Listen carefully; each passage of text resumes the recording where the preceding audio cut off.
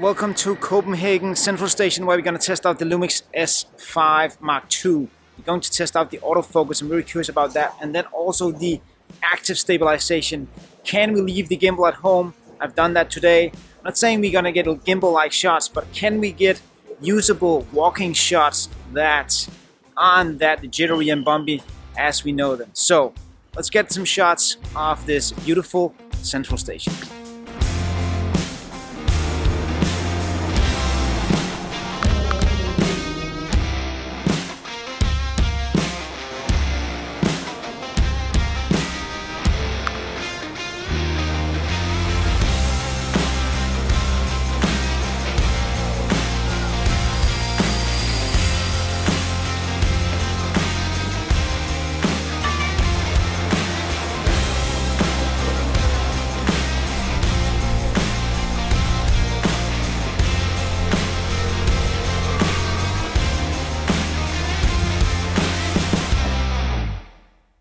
This test just exceeded all my expectations. I knew that this camera would be good. I actually thought we would get a mini S1H, but it's an S5, it's not an S1H, because we got some good things from the S1H, but not all of it. Let me go over what you will get and how much you will have to pay to get this camera, because it's actually not that bad. You will get the kit lens, the 20 to 60 millimeter, which is on here right now. You can zoom in and out. You will get the new S5 Mark II body, and all that will cost you around 2,500 bucks. And for that price, you will get a camera that is future-proof. First of all, let's talk about the new Active IBIS in-body stabilization, because it is really good.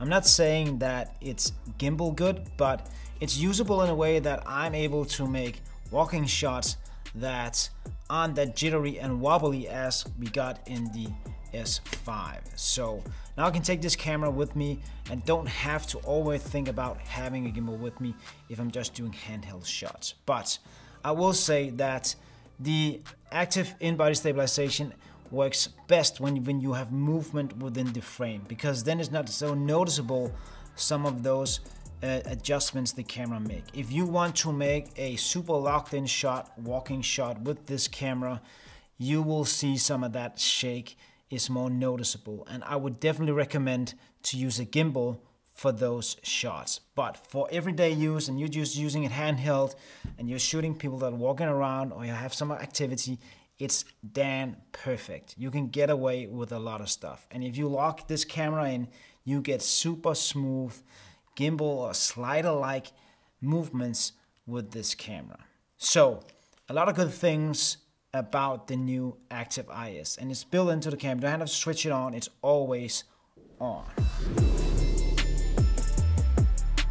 And the next big upgrade is of course the autofocus. We have gotten new cameras from Panasonic before where they say they've upgraded the autofocus, but it's still not good and still not reliable. But this time it's a completely new autofocus system, and it has eye tracking. And this is the first time I've used a camera from Panasonic that I can rely on the autofocus. I can just switch it out and talk to the camera, and I know that it will stay locked on my face and not hunt in the background trying to find something else to focus on. So for the first time, we have a Panasonic camera where the autofocus is reliable. So I'm looking forward to get to work with this camera a bit more when I get one myself, so I can get some more testing and see if it's doable and usable in the long term. But for this test, the autofocus was damn perfect.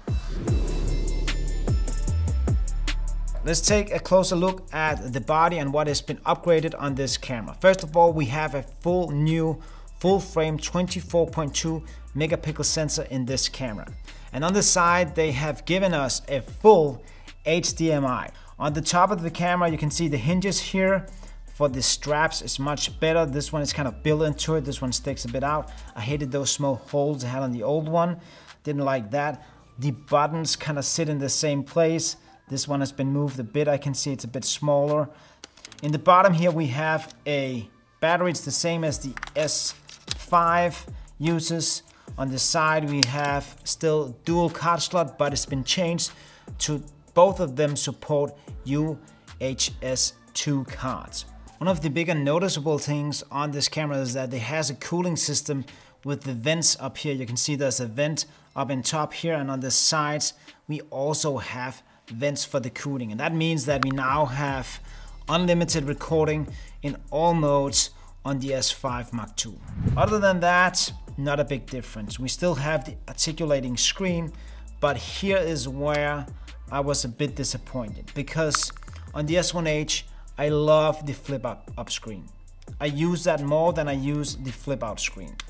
And the GH6 has the flip up screen, so I do not understand why we didn't get it on the S5 Mark II. This is the only thing I really think is missing on this camera, because yeah, I just love that feature so much. So hopefully we will get an upgrade for that at some point. I don't know if the S2X has it. I have seen pictures of it. Doesn't look like it, but if they can change it, please do. So that's the body, and if you can live without the flip up screen, this camera is damn perfect. What's my verdict of this camera? Is this the best camera there are in 2023? And should you just throw your gimbal out because the stabilization in this is so good? No, I don't think so. I really think that Panasonic has come a long way and that the stabilization is really good. The test speaks for itself.